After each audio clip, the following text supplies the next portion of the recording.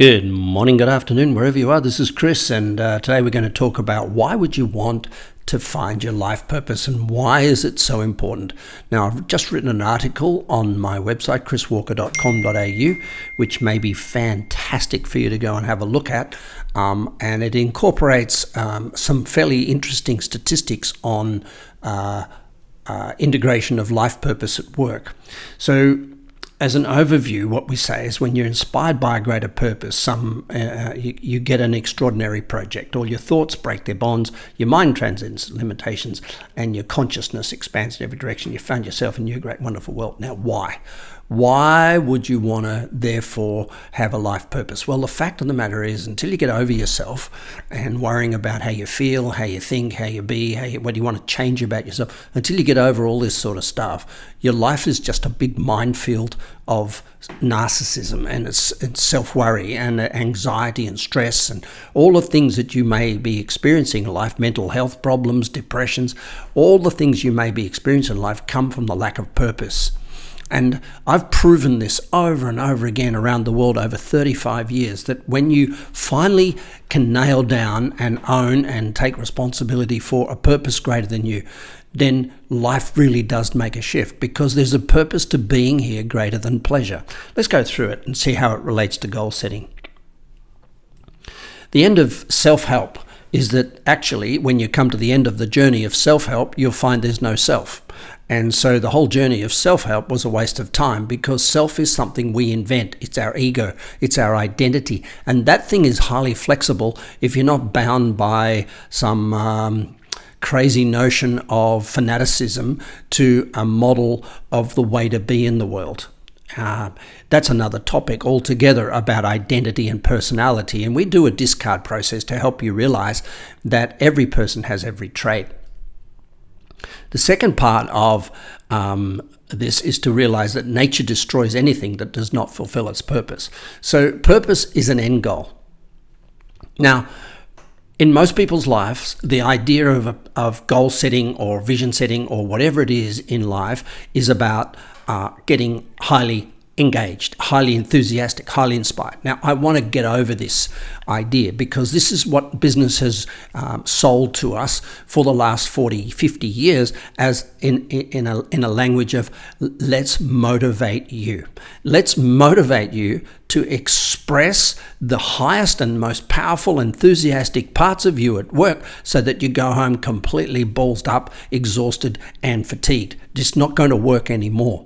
What we need to do is realize that inspiration at work, purpose at work, goals at work, vision at work, in other words, a healthy individual at work is neither in reaction, neither attracted to something or repelled from it. Now, this is not complete detachment, it's gratitude.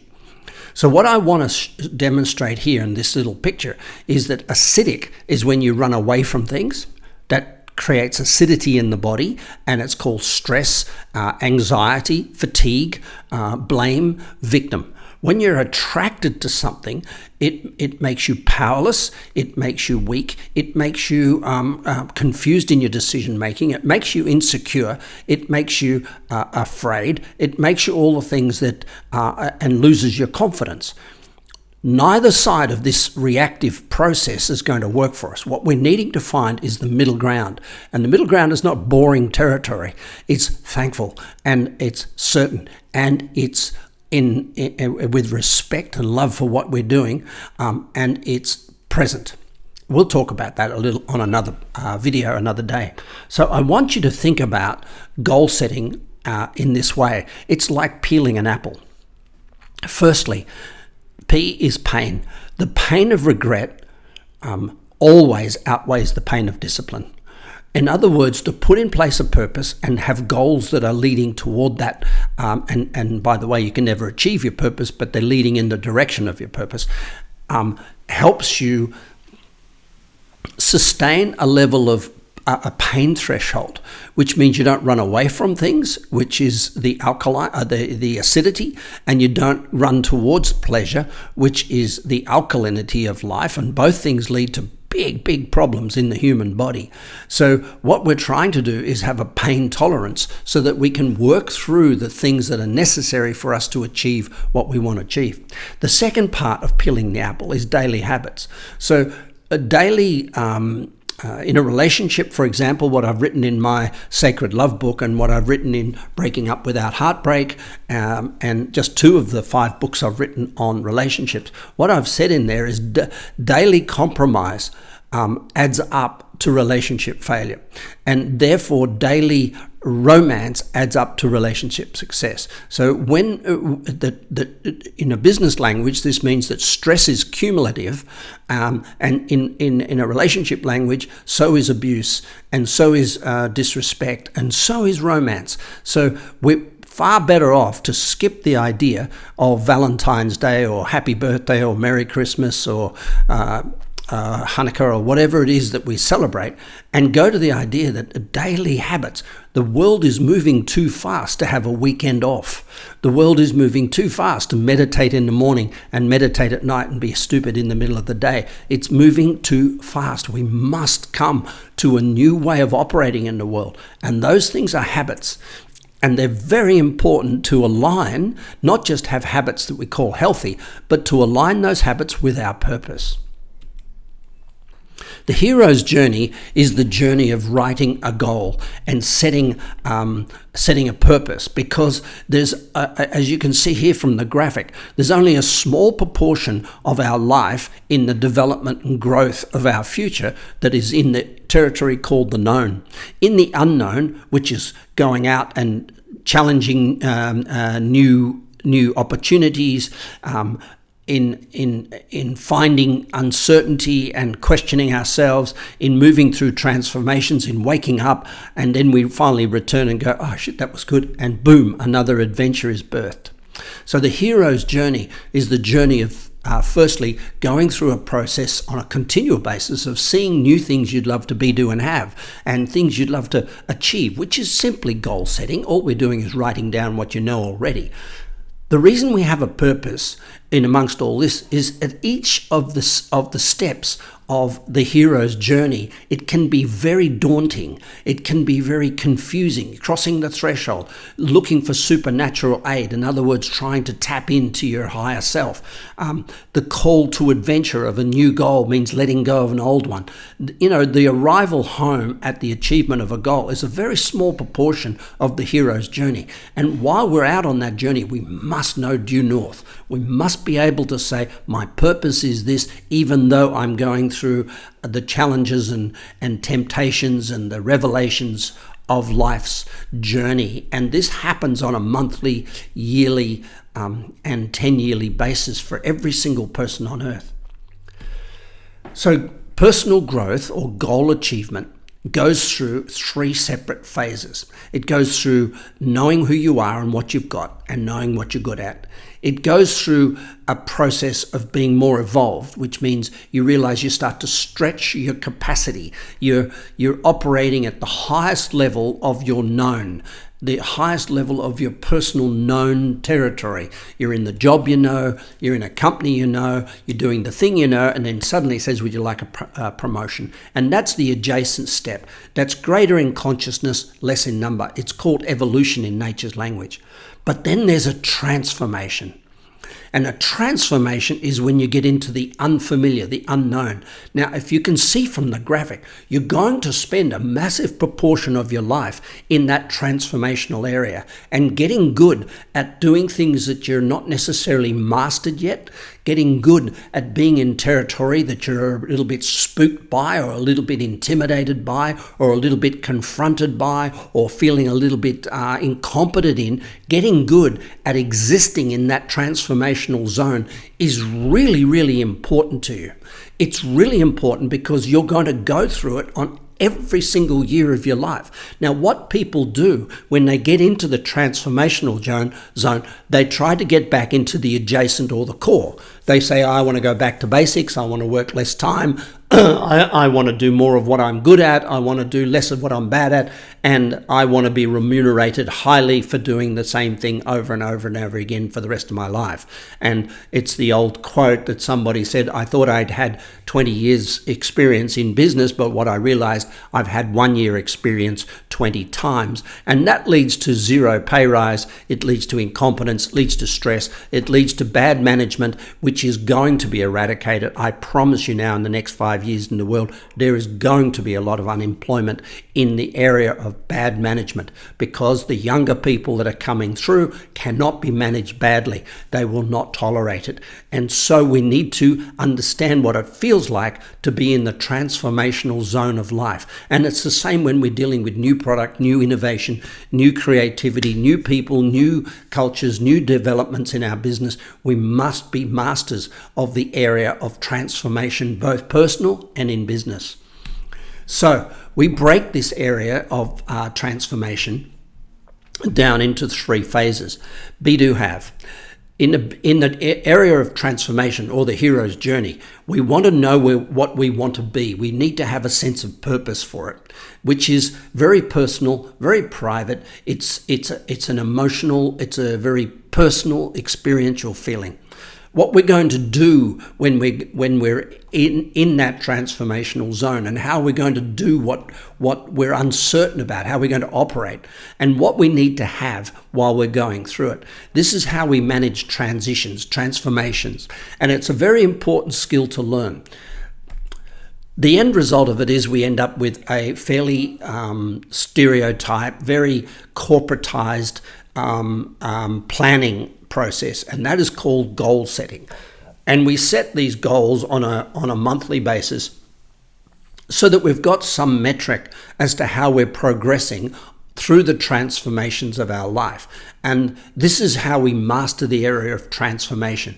We do not go back to the core. We do not go back to the second area. We go to transformation willingly when the time is right. And this is how we march our way through. It's a very important thing to get right as an individual going in business, aspiring in sport, aspiring in a relationship, aspiring in life, to live a good life without being dominated by fear and insecurity, which is part of the hero's journey. So there are 4 things I'd like to talk about now. Introduction, the meaning of purpose. My partner Lotte is a triathlete.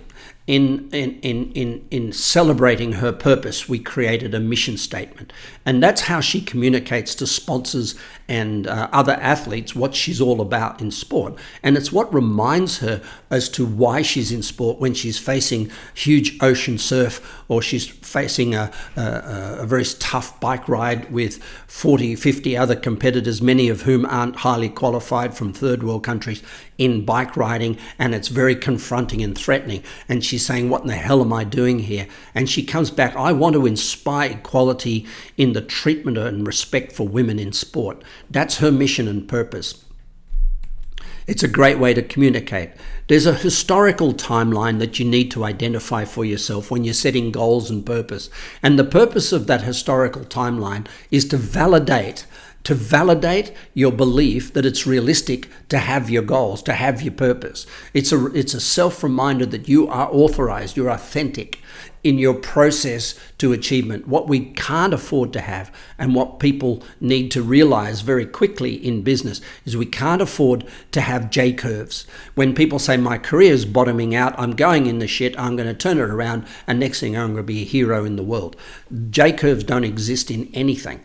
And so what we need to do is realize that nature builds on top of the one thing on top of the old. She builds new on top of the old. And if we evolve properly, there won't be a J-curve. The J-curve will actually change shape and become a linear process, which we can talk about in a little bit. So strategy is really understanding your purpose in language of goals.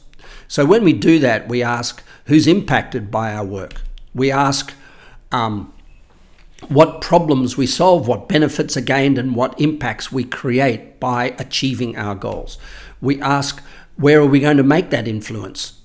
where is that effect going to take place? When we achieve our goals, who's going to benefit and where are they going to be, at work or at home or in social life? Then we start to think about the services we can deliver our purpose through work as a leader, or through as a book writer, or as a podcast. In many aspects of life, we can deliver our purpose. And this is really important to recognize, that we can always deliver our purpose no matter what we do or where we are. And this gives freedom to our goals. It gives meaning to our goals. It gives us a sense of continuity during the times of uncertainty. Defining yourself, creating a brand, it's critically important to the development of your goals, and critically important to the living of your purpose. So your purpose says who, where, when, and what. We keep record of our stats, so we monitor our progress. This is critically important in business, but it's also important in life. My estimation is this: 72% of your success in the future of your life, remaining balanced and happy and sustained, is based on your ability to link what you're doing to your purpose. 60% of your success in the future is going to be based on the quality of goals and vision that you establish to link your life on an everyday basis, and habits, and your pain threshold, and limit your seeking of pleasure, avoiding of pain, the pain radar, linking of that back to your purpose. And 23% of your success in the future is going to be based on whether you can stay in the moment, turn up, be inspired, and therefore link what you're doing in this moment to your goals and vision, and therefore link your goals and visions to your purpose. So you can see from this what I believe to be the most important ingredient of future success is understanding purpose and chunking that down into goals and vision for the year ahead. So nature never grows in straight lines. So we must be prepared when we write goals and visions to be adaptable, to be flexible. These things are not set in concrete. They are guideposts, stepping stones along the way.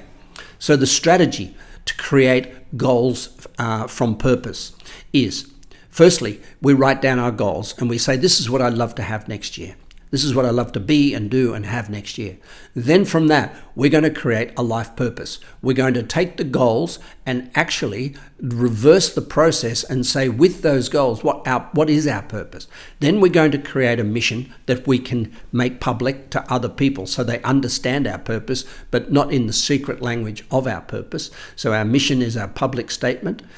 Then we're going to create goals, vision, and steps so we move forward in the right thing through transformational periods of our life. And finally, we're going to set up habits that help us avoid the alkaline acid motivation paradigm, which is to avoid pain, seek pleasure, and therefore be distracted from our purpose at large. The ultimate end of this is we create SMART goals.